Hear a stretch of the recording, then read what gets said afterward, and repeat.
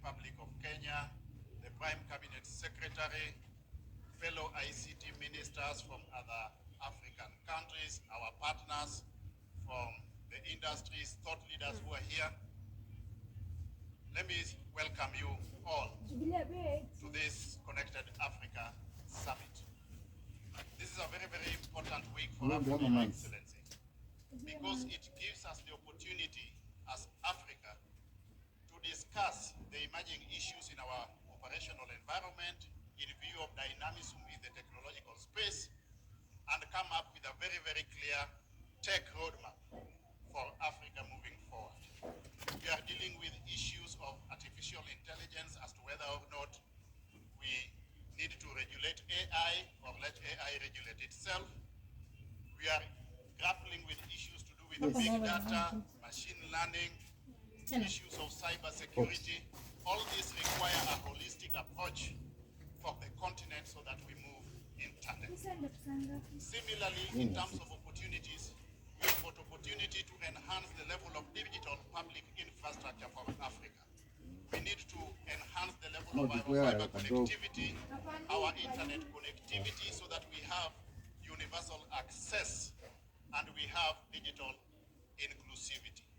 Other opportunities that we need to exploit, Your Excellency, include but not limited to the digital jobs that we have within the digital space, opportunities for digital entrepreneurship so that we explore the possibility of Africa being a manufacturer of digital enterprises and equipment such as smart-enabled telephones before we go the full hog to embark on manufacture of computer hardware and software. This is why we are here, Your Excellency. And while doing all this, we need to recognize that everything that we are going to do by way of digital intervention has to be anchored on a sound policy, legal, and regulatory framework. We therefore need to break the shackles and barriers that we have within Africa so that we have got policies, laws, and regulations that speak to each other as opposed to being discordant with each other. We therefore advise Your Excellency that at the tail end of all this, we will come up with recommendations as to what we need to do as Africa in the global technological space so that we exploit opportunities that are available within our operational environment to position Africa effectively in the digital market by way of comparative advantage.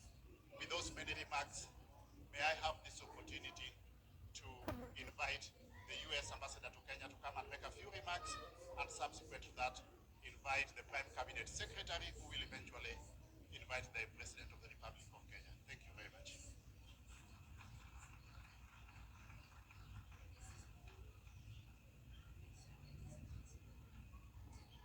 Well, good morning.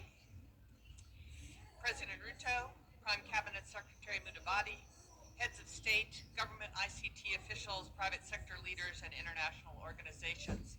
Thank you for inviting me to speak to you this morning. And I am excited to be here for this, I think, very, very important conference. You know this, Africa is a continent full of economic growth potential. And in my view, technology is the key to prosperity as we work together to shape the future of connected Africa. As some of you may know, international diplomacy is a second career for me. I spent most of my professional life in business, including the CEO of two large international companies, eBay and Hewlett-Packard. And one of the most important things I learned in my business career is this: every business is a technology business. As your colleagues here in Kenya know, I have been talking about this ever since I arrived as U.S. Ambassador in August of 2022. But the historic truth of this statement became even more real to me on a recent visit to Northwest Kenya, where anthropologists are partnering with Kenya's National Museum to study some of our earliest human ancestors. While I was there, one of the scientists handed me a chipped stone tool and told me casually, "You are holding the oldest known example of human technology. 3 million years ago, one of our great-great-great-great-grandparents figured out how to sharpen tools to prepare food. And this stone is the birth of technology." First, the good news is I did not drop the stone. Second, the insight. As I held that stone tool, I realized that humans have been in the technology business since the very beginning, and Africa has been home to human innovation from the start. I am confident that Africa will also be home to important technological innovation in the 21st century. Now, when I say every business is a tech business, it is a reminder that technology innovation isn't just about what is flashy. It's about addressing real problems to help real people, like our ancestors did when they first used technology to create that first hand tool. I became the CEO of eBay in 1998, and our company was at the heart of the first internet boom. There was lots of focus back then on flashy technology, and everyone, including me, thought of eBay first as a tech company. But when we really focused on our mission, we found that we were answering questions that most people didn't consider tech questions. How could we help people buy and sell things efficiently? How could we help people pay for those things safely? And how could we help people ship those things quickly? Our success came because we took business questions and turned them into tech questions. That was simple, and it was revolutionary. I encourage all of you to consider this approach for your economies. Look at what strengths already exist in your countries and ask how technology can solve challenges in those sectors to make you a leader through innovation. Sometimes innovation looks like artificial intelligence and satellites and e-money. Sometimes, though, it looks much different than we expect. However, innovation always includes three elements: solutions-focused, it is specific, and it's sustainable. Being solution-focused is the foundation of shaping the future of a connected Africa. Technology must be purposeful, and I must say that here in Kenya, I have been impressed by the innovation solutions that Kenyans have developed for local problems. Sometimes in partnerships with American companies, but sometimes just from local startups. For example, one of the coolest companies I have visited since arriving in Kenya is a company called Zipline that operates in Kenya, Rwanda, Ghana, Cote d'Ivoire, and Nigeria. Zipline uses drones to deliver life-saving medical products to hard-to-reach areas. The company is based in America, but each African country it enters, it hires and trains a fully local team. This means that it creates a true partnership where engineering and technology solutions are driven from the ground up. Zipline saw a problem in medical distribution, and they used technology to create a solution. Innovating with technology also requires being specific. The solutions must matter to real people and make sense in a local context. The success of African economies depends on solving problems that are very specific to the local context. And at first glance, these problems may not always look like technology issues, but they are. Kenya is actually full of success stories of companies applying technology to aquaculture. I like to joke that we should change the name of aquaculture to fish tech so that the industry gets more investment attention. But it's not completely a joke. Today, fisheries rely on cutting-edge technologies like GPS, data analytics, and artificial intelligence that have the potential to revolutionize fishing and make Africa the world leader. And it's not just fishing. In the 21st century, farming is not just farming, it's ag tech. Medicine is not just medicine, it's med tech. Finance is not just finance, it's fintech. And fashion is not just fashion, it's fashion tech. You get the idea. Whatever your country's specific strengths and challenges are, that's where technology can deliver the most impressive results. Finally, using technology to shape the future of a connected Africa must be sustainable. Technology innovation is not a one-time innovation. It requires constant adaptations that we must maintain over time. Many of you know over the past few years, we've been sharing a presentation called Why Africa, Why Kenya, that focuses on opportunities for U.S. companies to invest on the continent. As everyone knows, by 2050, 1 in 4 people on Earth and 1 in 3 working-age people will live in Africa. That demographic reality presents an immense advantage of that opportunity means training African workforces so the continent leads in both producing and innovating. There are two other reasons that I believe Africa should be on every American CEO's focus list: supply chain diversification and green energy. The war in Ukraine and the COVID-19 pandemic taught us that we all need more diverse supply chains, and Africa can be the solution to this global need, and technology will be the key to that success.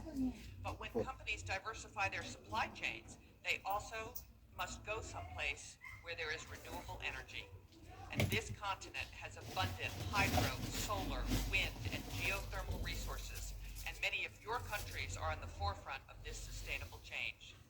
For example, Kenya produces more than 93% of its energy from renewable sources. New technologies like artificial intelligence are super power hungry, and Africa is positioned to lead in this important power generation sector in ways that will impact the entire world.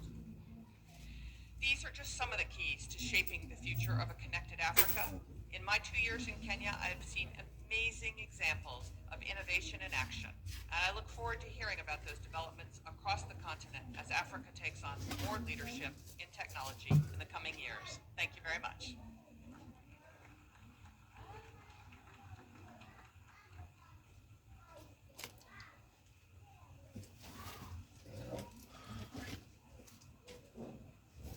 Your Excellency, please pardon me and allow me to invite Ms. Henriette Gega, the European Union Ambassador to Kenya, to make her remarks.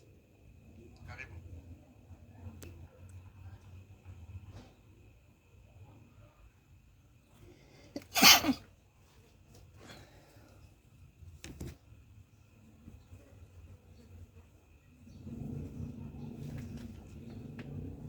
His Excellency President William Samuel Ruto, Prime Cabinet Secretary Obalo, PS, ICT Ministers, ladies and gentlemen, all protocols observed. I have the pleasure to represent the European Union and its member states as a Team Europe at this Connected Africa Summit. We are here to harness the transformative power of digitalization for Africa.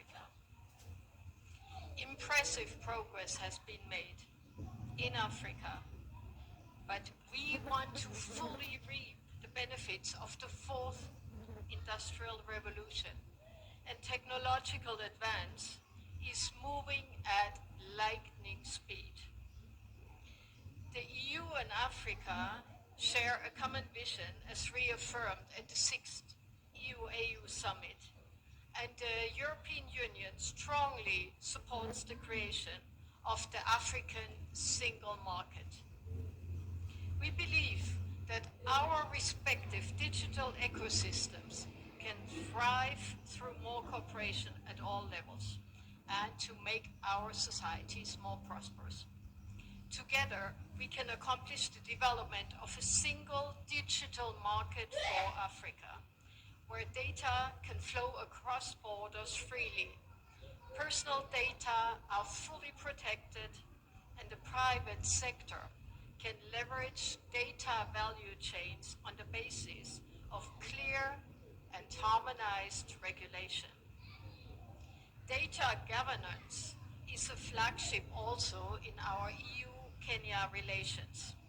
We are working closely together to make sure that data can flow safely between Kenya and the European Union, as well as between Kenya and its partners. In order to turn this vision into a reality, we focus our efforts on three fundamental ingredients. First, investment. Second, sound governance frameworks. And third, trustworthy partnerships. The European Union has created the Global Gateway Africa-Europe Investment Package. This is worth 21 trillion Kenyan shillings, or 150 billion euros. Around 10% of this global gateway's total funding is dedicated to digital transformation in Africa. And this is what we need to harness. We have committed these funds with the objective of closing the digital divide, developing and deploying digital networks and infrastructures, but also, very importantly, working on digital skills. Now, investments can only flourish in a stable and predictable policy and regulatory environment. So we need frameworks which both safeguards rights and spur innovation and entrepreneurship. Finally, trustworthy partnerships are the basis to all our work.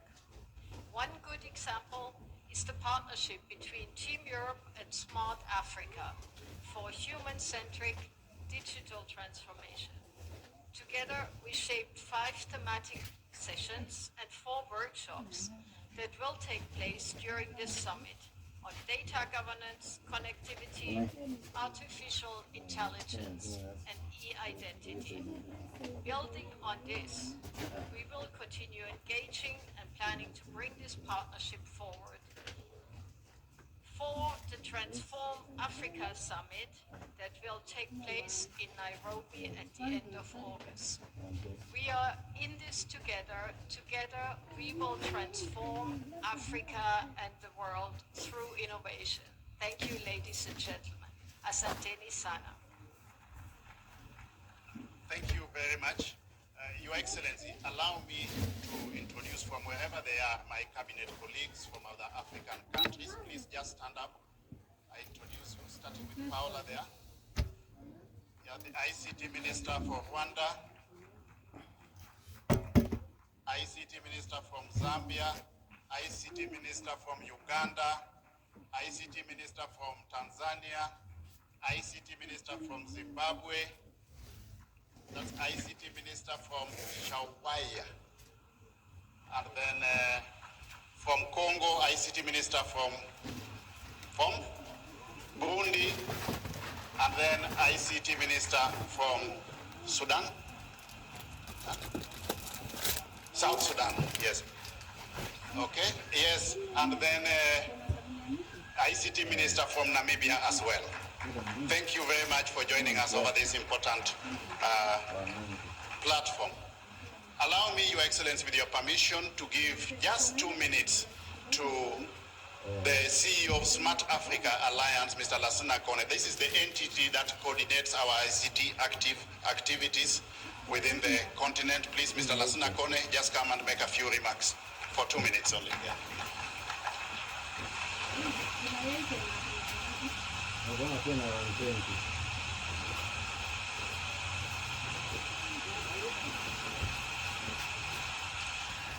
Excellency, Mr. President, honorable guests, honorable ministers, country members of Smart Africa, thank you very much for inviting us. For this 2 minute remark, it's been really wonderful to find ourselves here for one good reason, that 10 years ago almost, Kenya was a founding member of Smart Africa, which was created in 2013. We grew from there from 7 countries. Today we are 39 countries, accessing about 1.2 billion populations. Digital transformation is no longer a choice, it's a necessity, just like a water utility, just like any other utility that we use at home. So this Connected Africa is an opportunity for all of us to see that a lot of our country members, ICT ministers, are here to actually align our visions together. And in fact, the Connected Africa actually teach me one thing. I think this is probably the pilot versions of the Transform Africa Summit, which is going to take place on August 28 to 29. I'm inviting all of you to be present to really make this a remarkable event under the leadership of His Excellency, the President of Kenya. Thank you very much. Thank you, Lacuna. Allow me just to recognize the presence of the Member of Parliament for this region. Just stand up, Mr. Felix Oduor. He's the Member of Parliament for this constituency, sub-county. We also have our Chair of the ICT Committee of the National Assembly, Mr. John Kiare. He's here with a number of team members of the ICT committee. Just stand up, members of the ICT committee where we have Honorable Rene Mayaka there, and that is Joseph from Keses. Yeah. And then also allow me, Your Excellency, to recognize the presence of the Secretary General of COMESA, Madame Shilebe Mpunda Kapwepe. Welcome to Nairobi. With your permission, Your Excellency, it is now my distinguished honor and privilege to invite the Prime Cabinet Secretary to make a few remarks, then subsequent to that, invite you to speak to the audience. Thank you.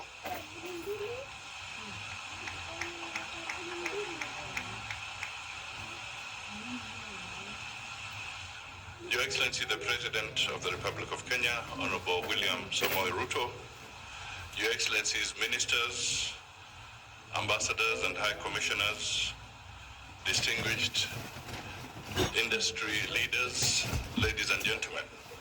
I will be very brief because we are running short behind schedule a little. So I want to spend just a couple of minutes here and invite His Excellency the President to make his remarks. Your Excellency, this is an interesting but very important conference. A few days ago, in fact last week, you had sent me to Paris to have a conversation on the crisis in Sudan. And while we were there on the sidelines, we started having a conversation during the light moments, and we got into talking about the Olympics, which are scheduled to be in Paris. And one of the conversation members put it this way, that there is no athletics competition if Kenya and Ethiopia are missing the marathon. If they are there, then there's no marathon. And then we went on further and we talked a little bit about soccer.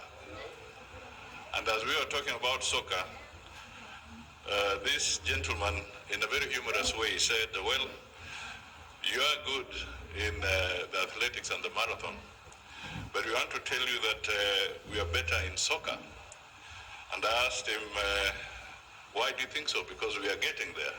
And he said, you see, the problem with you guys in Africa is that you run so fast and you leave the ball behind. So what am I trying to say here? So I'm trying to say that dealing with where we are going, the future of technology and connectivity, I think it is important that as Africa, we make sure that we are running fast enough not to be left behind. We cannot continue playing catch up. The second aspect of it is that we should then also learn to use what we have and make sure that the ball is always ahead so that we find it there.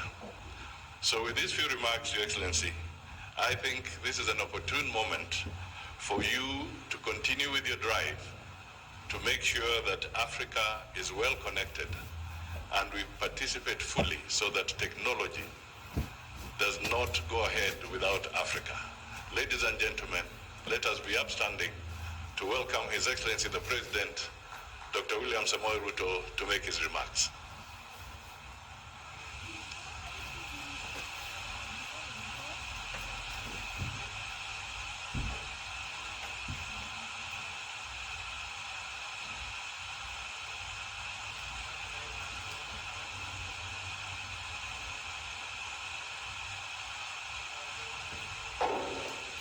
Sorry. Thank you very much.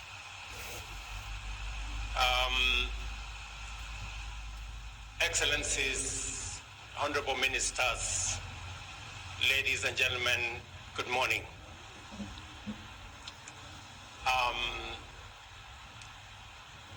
On behalf of the government and people of Kenya, let me welcome all of you that have come to attend this very timely and important conference.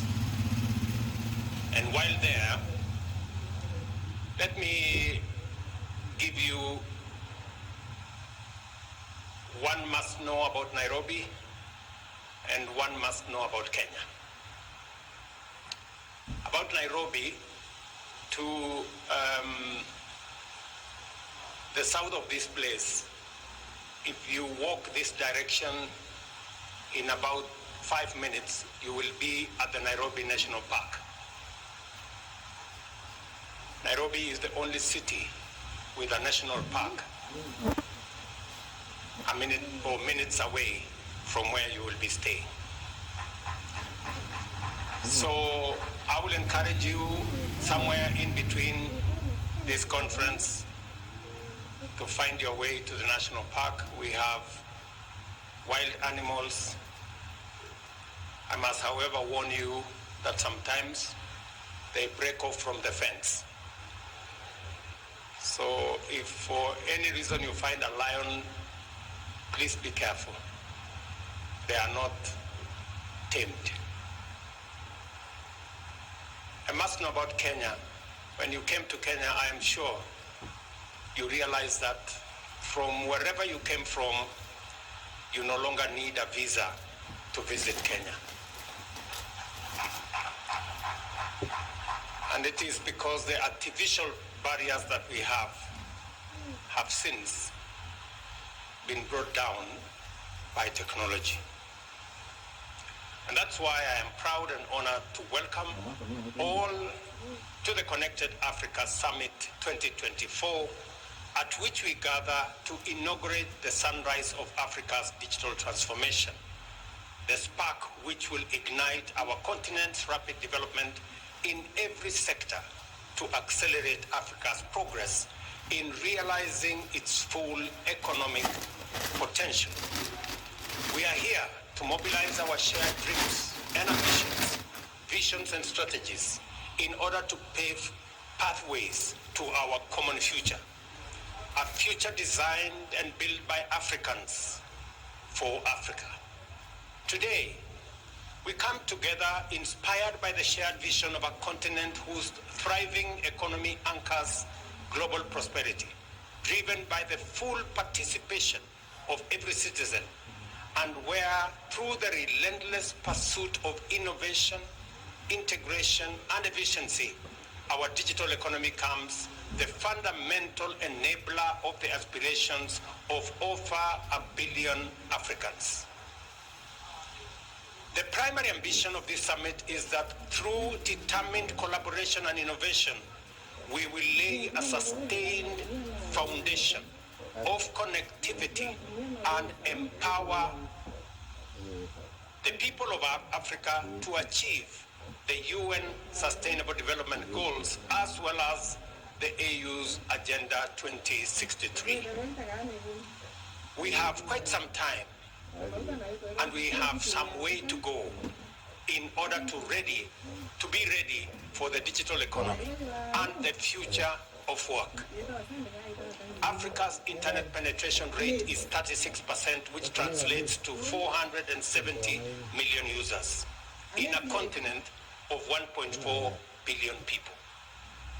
Current projections indicate that at the current pace of development, this number will increase by an additional 300 million people by 2030. Our continent is connected to the global internet through 19 undersea cables, which is comparatively modest compared to other continents. For example, Europe and Asia are connected by a significantly higher number of cable landings, leading to a greater broadband accessibility with profound impacts in terms of the strong positive relationship between digital connectivity and economic prosperity. Nevertheless, we must all be concerned by the fact that our rate of connectivity is poorer than the existing potential. Despite these connections, fixed broadband penetration in Africa is only about 5%, which leaves us far behind other regions of the globe. This has critical implications for our ambition for both connectivity and economic transformation through the digital economy.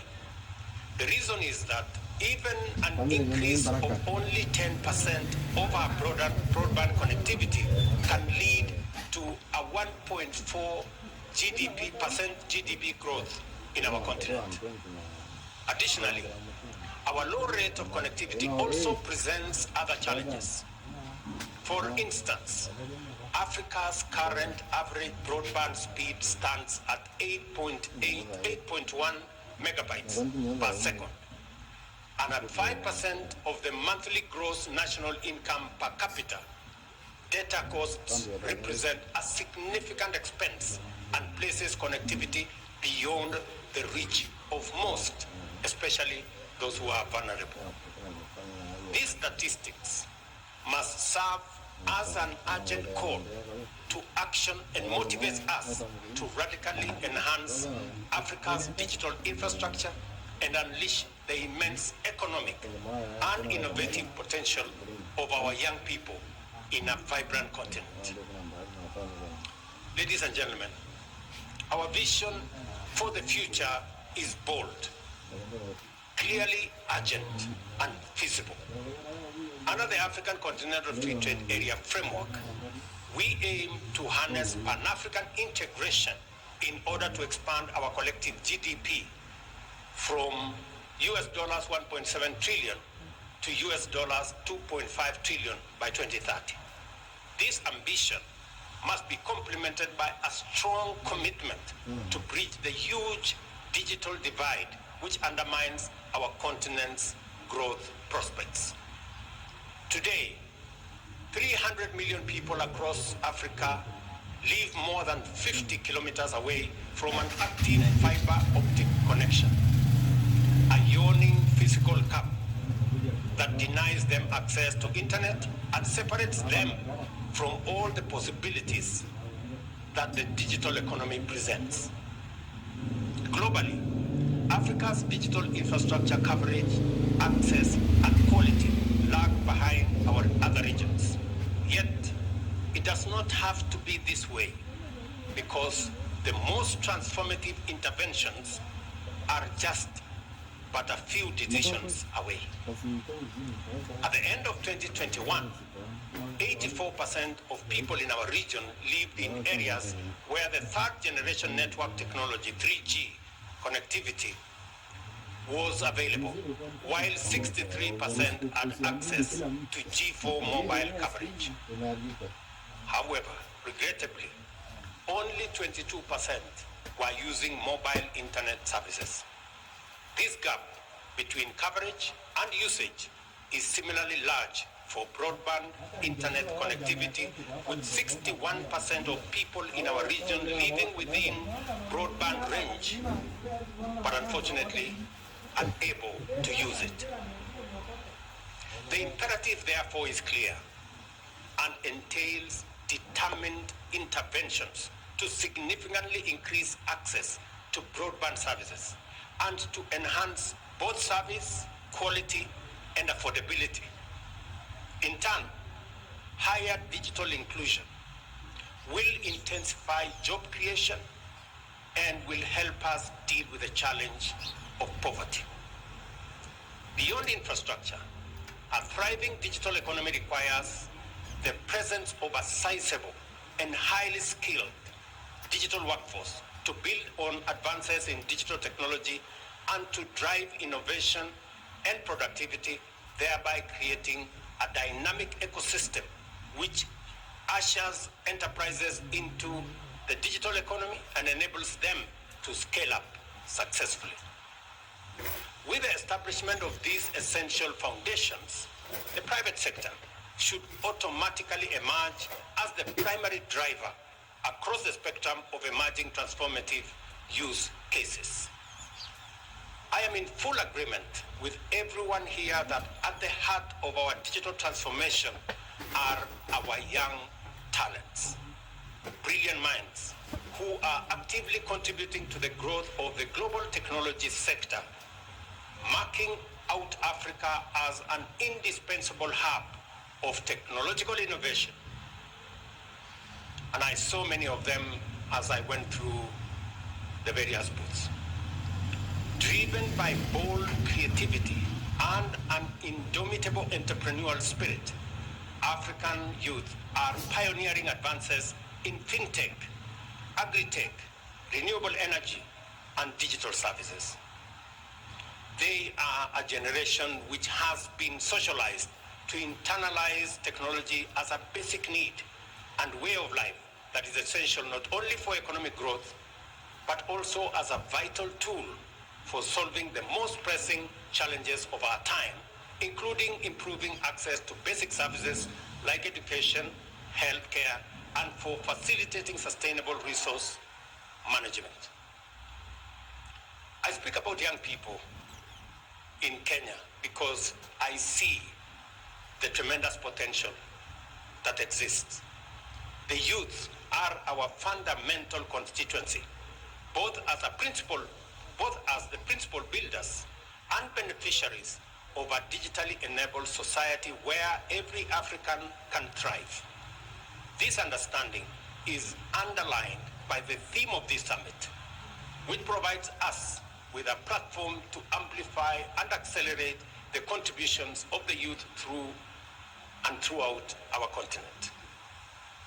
It is clear, therefore, that closing the digital divide is a priority in terms of enhancing connectivity, expanding the contribution of ICT sector to Africa's GDP, and driving overall GDP growth across all sectors.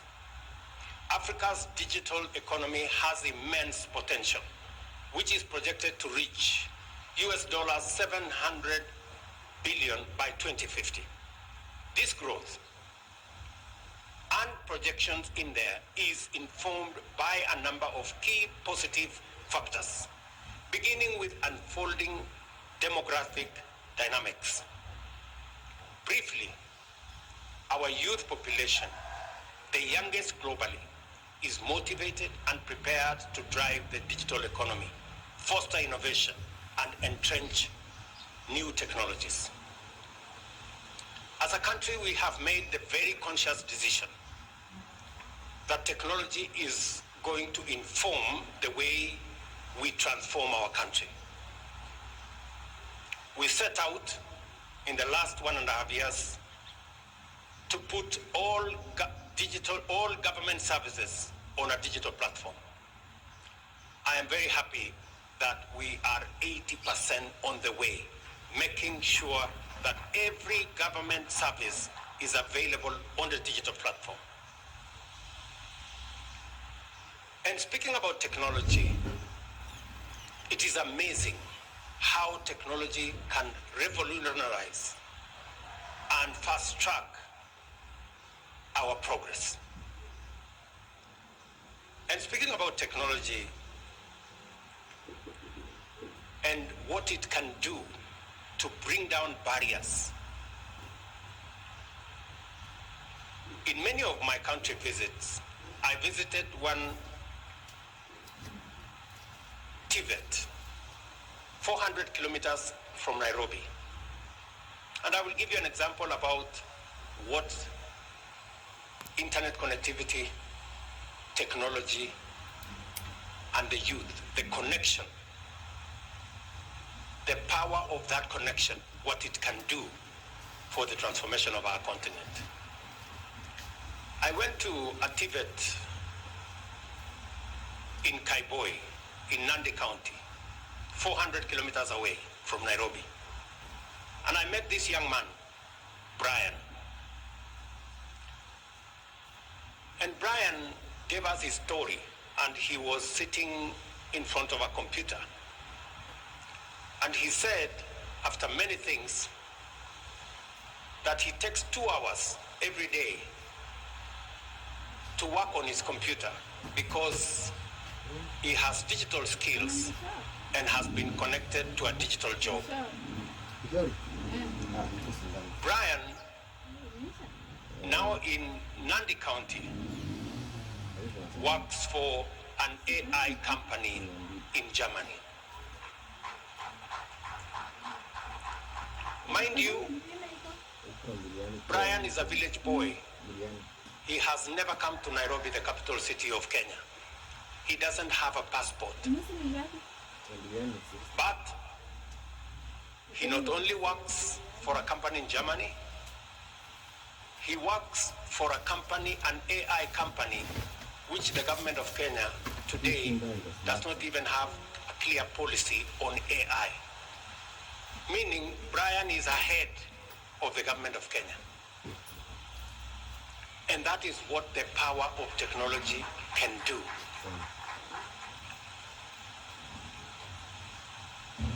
In the last 4 months, again, if I give you another example of the power of technology and the digital space. In the last 4 months, we have distributed 2.5 million bags of fertilizer to close to 500,000 farmers in Kenya using an e-voucher that has eliminated cartels, roadblocks, bottlenecks, and has made the distribution of fertilizer efficient. Because of the e-voucher last year, which we used to distribute our fertilizer, and the efficiency it brought into our farming, we increased our production by 50% last year. Let me give you another example. I went to Embu, and that is why I was asking about Embu. And women in the market, because we have a Wi-Fi, a free Wi-Fi in the market, were talking about the efficiency of their business because they can now connect to their suppliers because the internet is available, it is stable, and it is free. That is how e-commerce can expand because of internet connectivity, because of technology. Let me also say how technology can expand our industrialization. Today in Kenya, we have a company that manufactures fiber. Today in Kenya, we have a company that assembles smartphones. Today in Kenya, we have a company that is beginning to put together technology gadgets, including computers. So there is an whole array from creating jobs to enhancing commerce to powering industrialization. The second critical factor is the potential growth on account of increased digital penetration and an enhanced pace of infrastructure development. With over 160 million Africans gaining broadband access between 2019 and 2022, a 119% increase in internet users between 2016 and 2021, we have laid a solid foundation for the digital economy's expansion and built significant momentum for transformative economic growth. Consequently, we are poised to achieve exponential progress with further investments in expansion. And I'm very happy that we have many actors in our midst today so that they can work with us to unlock the huge potential that this space presents. Thirdly, the rise of the African fintech innovation can no longer be ignored. Our fintech sector is now firmly at the forefront of global innovation, with its product transforming economic activities by facilitating inclusive service delivery, as well as interventions like mobile payments, thereby significantly advancing digital inclusion.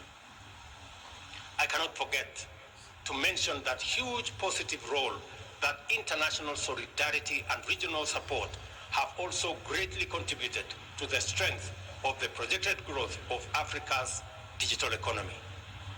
The World Bank's US dollars 2.8 billion investment in digital development projects, for example, enables African countries to surmount challenges in developing digital infrastructure and drive sustainable growth of safe, inclusive digital economies. And I say this in the context that next Monday, here in Nairobi, we will be having a conversation as leaders from Africa with the World Bank on the next IDA or International Development Association replenishment program, because we are pushing the resource envelope on resources that have concessional funding to make sure that we can power our own development as Africans. For a long time, this conversation was done without us.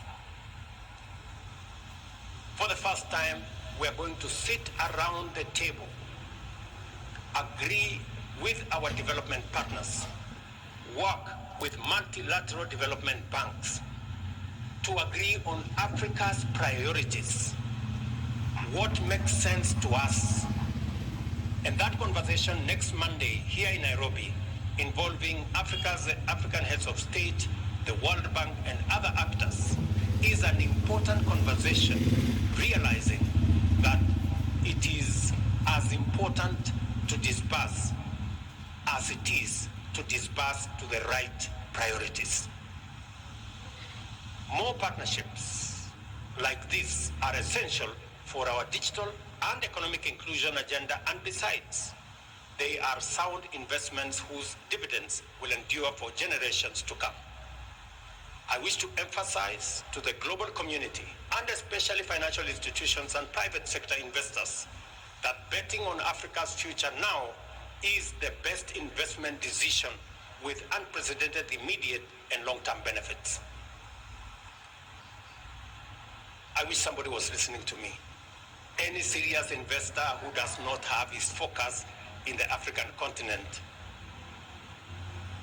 has some correction to make. In addition, we have developed our policy and regulatory frameworks into fundamental enablers of Africa's digital transformation through effective collaboration. That is why I'm very happy to have ministers in this meeting, because the biggest threat to Africa's progress is the fragmentation of our economy. And that is why we are effectively assembling ourselves into a coherent, cohesive, one market under the Africa Continental Free Trade Area. And the more we have functions like this, where we collaborate, where we bring our ideas together and synergize, the better it is for all of us collectively. As a consequence, harmonized ICT sector policies instituted both under the ACFTA and the Africa Union's Agenda 2063 play a crucial role in fostering cross-border coordination and investment, facilitating aggressive growth across all countries in all sectors. Also, ongoing efforts to accelerate Pan-African economic diversification and consumer market expansion further bolster the development of an expansive market for digital services as well. Through our commitment to invest in the development of broadband infrastructure and foster the emergence of a digitally enabled society, we shall lay down the foundation for an inclusive, prosperous African future where every citizen can thrive as an active participant in an interconnected global economy. This strategic focus is not only about connectivity, but also about empowering every citizen in a dynamic digital landscape across our continent. I'm encouraged to note that the intentional positioning of the ICT sector aligns with Africa's overarching economic growth strategy, which leverages the digital economy to catalyze the development of various sectors, supported by Africa's phenomenal demographic dividend and deliberate infrastructure improvements, innovative fintech solutions, and strategic policy frameworks. The ICT sector is intended to drive Africa's transition into a global leader in the digital economic space. Kenya's sustained commitment to digital transformation provides a good example of what we should aim to achieve throughout Africa and to benefit everybody wherever we can deliver. At 64 million mobile connections, Kenya's mobile connectivity is 118% of our population. At the end of 2022, mobile data or internet subscriptions were 47.8 million, with 67% of this comprising mobile broadband connections. Our ICT sector has continued to grow at the rate of 10% annually. To build on this and all the achievements, sustain the growth in momentum, and deepen ICT and digital inclusion, we have embedded last-mile fiber connectivity as a strategy and a strategic pillar of our bottom-up economic transformation agenda. Under this vision, our goal is to connect 100,000 institutions and markets and significantly increase fixed broadband access from 1.2 million to 8 million out of the 12 million households between 2022 and 2030. Furthermore, we have commenced the process of reviewing our building codes to ensure all new buildings are fiber optic ready. These initiatives underscore Kenya's dedication to deliver sustainable, universal digital access. We are implementing the National Citizen Digital Skills Program, a transformative initiative to bolster digital ICT inclusion in remote parts of our country. Through the DigiTrack program, for example, we have committed to provide 40 hours of digital skills and innovation training free of charge to citizens across the country, delivered through mobile units. An impressive outcome of this initiative is that over 35% of people who have completed training went on to start new businesses, and 70% have since passed their digital skills onwards to other citizens. This is the impact of a simple intervention in terms of empowering young people, and it affirms the promise of a collaborative approach and the power of partnership in achieving ambitious goals. As we enhance our digital connectivity infrastructure, we are deliberate about fostering a robust environment for e-commerce. The objective is to broaden market access for Kenyan entrepreneurs and also integrate them into the global digital economy. Our ICT sector continues to expand on account of emerging technologies as well as our increasing sophistication in the digital economy. Increasingly, this is going to be the trend in every country on our continent. That is my belief. Accordingly, we see a great and urgent need to design and implement a harmonized model of regulation to be governed by a network of ICT authorities which shall oversee the integration of the digital transformation initiatives throughout the continent in accordance with our AU 2063 agenda for ICT. We are eager to share these experiences, and I'm sure Eliud Owalo and his team will take time to share some of these experiences and also learn from those of our colleagues from across the continent, whatever they have to offer. It is by sharing knowledge and experiences, pooling resources, harmonizing strategies, aligning investments, and working as partners that we shall rise together. This collaborative spirit is what we need to transform Africa into a digitally empowered and economically thriving continent. It is also the reason we are gathered here as this inaugural Connected Africa Summit mobilizes all of us together with our esteemed global partners to collaborate with ambition and transcend our challenges, enabling Africa to rise towards its destiny. The expected outcomes of this summit, therefore, are not mere objectives, but concrete, impactful commitments and milestones on our journey towards innovative leadership and strategic global alliances that will expand our infrastructure, secure our digital spaces, and democratize access to technology, ensuring every African is included in our digital revolution. Everyone present here today recognizes the singular opportunity we have to unite our continent, inspire collaboration and innovation, and transform the ICT ecosystem, connectivity infrastructure, and our digital economy. The time has come for us to mobilize our collective visions, align our skills, focus our aspirations, and unite our energies in pursuit of Africa's digital intentions, economic transformation, and inclusive growth. Ladies and gentlemen, the Connected Africa Summit at this point is officially opened, and I thank you.